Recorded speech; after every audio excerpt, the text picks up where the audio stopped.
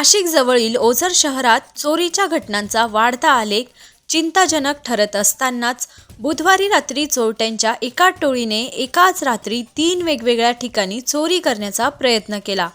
गस्त घालत असलेल्या पोलीस पथकांमुळे चोरट्यांचे मनसुबे पूर्णतः उधळले गेले आणि पोलिसांनी पाठलाग करून त्यांना पकडले। चोरट्यांच्या या टोळीने रात्रीच्या अंधारात सर्वात आधी एका दुकानाची चोरी केली। टोळीने एक बंद घर फोडण्याचे ठरवले। चोरट्यांनी कटरचा वापर करून घराचे दरवाजे आणि खिडक्या कापून आत प्रवेश करण्याचा प्रयत्न केला। तिसऱ्या घटनेत याच टोळीने शहरातील एका वाईन शॉपला आपले लक्ष केले।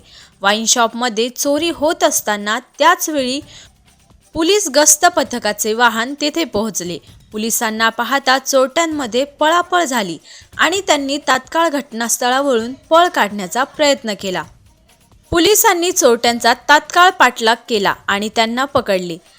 यामुळे ओझर शहरात होणारी मोठी चोरी टळली।